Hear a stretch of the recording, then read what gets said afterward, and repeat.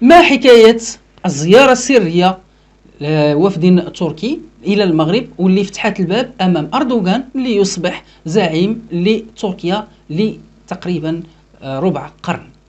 ثم في المحور الثاني غادي نجاوبوا على الأزمة اللي شعلتها الجزائر مع أوكرانيا بسبب دعمها لمغربية الصحراء. السلام عليكم ورحمة الله تعالى وبركاته. اللهم صل على سيدنا محمد وعلى آله وصحبه أجمعين. ربما استفزكم هذا العنوان وهذه المقدمة بأن وفد تركي واحد الزيارة سرية إلى المغرب. احنا كنتحدثوا على واحد الزيارة اللي فتحت الباب أمام الحزب الكامل ديال العدالة والتنمية التركي باش أنه يكون على رئاسة تركيا.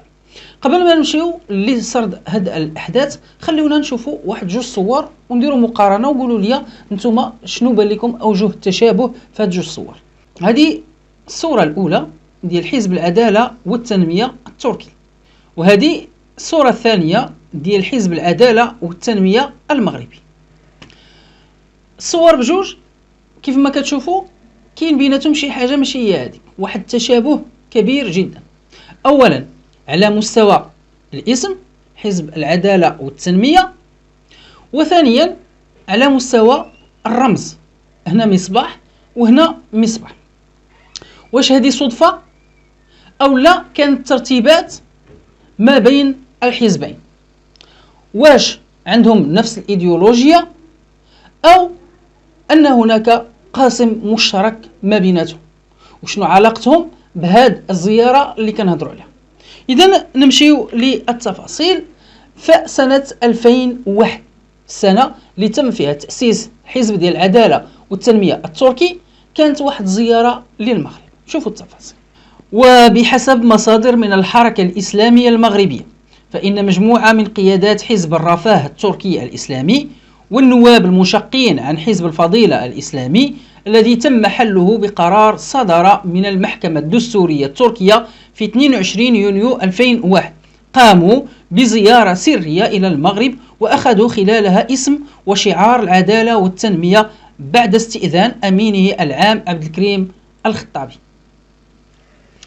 إذن فالاسم ديال العدالة والتنمية وأيضا الرمز هما في الأصل اسم ورمز مغربي تابع لحزب العدالة والتنمية المغربي.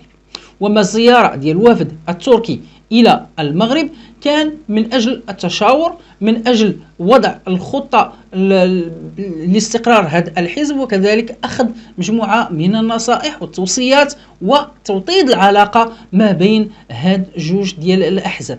ربما الخلفية والإيديولوجية الإسلامية عند هاد جوج الأحزاب خلتهم أنهم يكونوا في خط واحد وفي مسار واحد. لكن أنا اللي ما فهمتش لحدود الساعة علاش حزب العدالة والتنمية التركي والوفد اللي كان جاء للمغرب علاش اختار المغرب؟ وعلاش اختار هذا الحزب في المغرب؟ علاش ما مشاش مثلا واختار جماعة الإخوان المسلمين في مصر أو لا اختار شي حزب إسلامي من دولة أخرى مادام إلا كانت كتحكم غير الإيديولوجية؟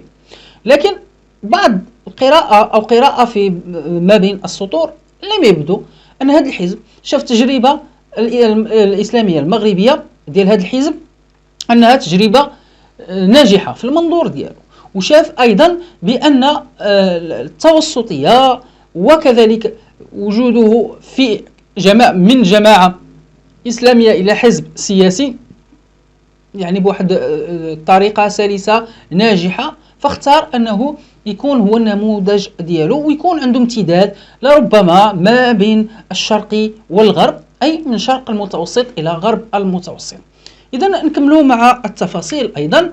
فقلنا ليعلن بعد ما خداو الإذن من عند الأمين العام عبد الكريم الخطيب وعطاهم الإذن وخداو الاسم والرمز، فقد أعلن أردوغان وبعض رفاقه وعددهم 63 شخصا بعد 6 أشهر فقط من هذه الزيارة تأسيس حزب العدالة والتنمية التركي، واختاروا له نفس الاسم ونفس المصباح، وسينتخب أردوغان الذي كان قد ذاع شهرته بعد رئاسة بلدية إسطنبول أول زعيم للحزب.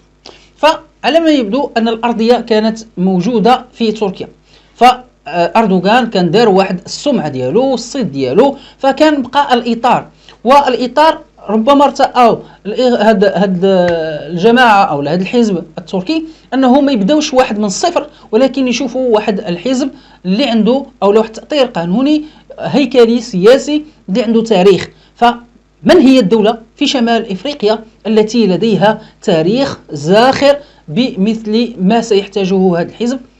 بطبيعة الحال لن يجدوا أحسن من الإمبراطورية، من المملكة المغربية الشريفة. وهنا نقول لبعض سكان بويا عمر بأن من ليس له تاريخ فليس له حاضر ولا مستقبل، لأن على التاريخ أو على أحداث التاريخية كنبنيو حاضرنا، ومن حاضرنا كنكونوا درنا 2 درجات باش نوصلوا للمستقبل. فحتى العثمانيون الذين بنوا الحضارة في الجزائر، أو على الأقل باش نكونوا منصفين كانوا في حكم الجزائر لسنوات، ها هم اليوم يستنبطون حزبهم اللي حاكم اليوم من حزب مغربي. هذا ما كان في المحور الأول. ونمشيو للجزائر. المغرب تبني والجزائر فقط تهدم.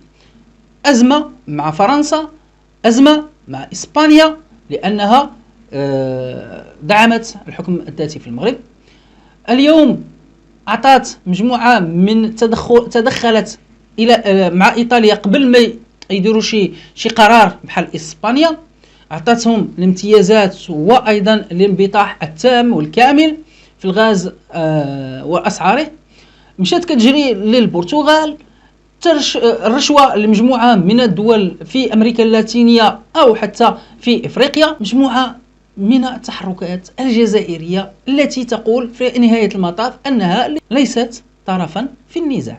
بعد دعمها لمغربية الصحراء، الجزائر تتهم أوكرانيا بإشعال فتيل التوتر في المغرب العربي.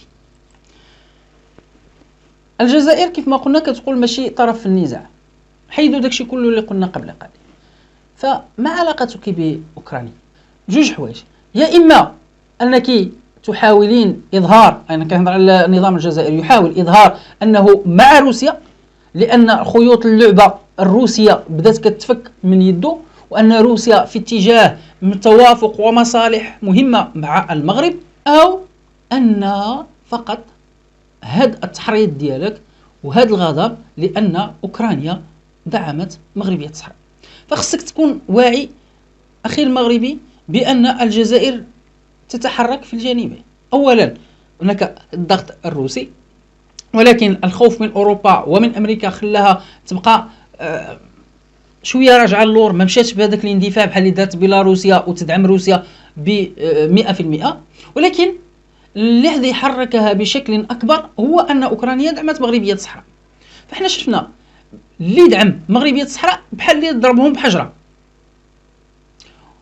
ونساو بأن أوكرانيا ما يمكنش تعترف بالبوليساريو ولا تمشي مع الطرح ديال الانفصال، لأنها منوضة حرب على مشكلة الانفصال، منوضة حرب على واحد الإقليم أو البوليساريو ديالهم، لأن ذاك إقليم دونباس حتى هما بحال البوليساريو، حتى هما انفصاليين وتحركهم أجندات روسية. اليوم بوليساريو في الصحراء الشرقية المحتلة وتحركها أجندات جزائرية. فقط غير شرنا إلى أن الجزائر في نهاية المطاف غادي تتخاصم، غادي تدابز، وغادي دير أزمة مع كل الدول، لأن في الأخير الحق حق ولا يعلى عليه، والصحراء مغربية والمغرب في صحرائه والصحراء في مغربها، ولن يبقى سوى المسار نحو الصحراء الشرقية.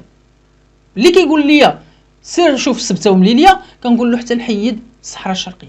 اللي تيقول لي علاش ما مشيتيش لسبتة ومليلية كنقول له حيت عندي جاري شماته، غندور نشوف الفوق غيضربني بخنجر في الظهر. الور اول حاجه غنديروها نحيدوا هاد الجار الشماته، وعاد نشوفوا داكشي جاي شويه بشويه. سبتة ومليلية تطبخ على نار هادئه، كل مره يؤكد المغرب بانها ثغور محتله وبانها ابدا ليست الحدود الاوروبيه في شمال افريقيا، وهذا غنشوفوه في حلقات مقبله، وكذلك اكد عليه السلطات والدبلوماسيه المغربيه من واحد المذكره رفعت الى اللجنه الاوروبيه. اذا بهذا نكون وصلنا نهايه هذه الحلقه، ودقه دقه حتى قولها حتى استرجاع الحدود الحقه. ما تنسوش دعمونا بالضغط على زر الاعجاب، الاشتراك في القناه، صفحه الفيسبوك مغربي وافتخر. السلام عليكم ورحمة الله تعالى وبركاته.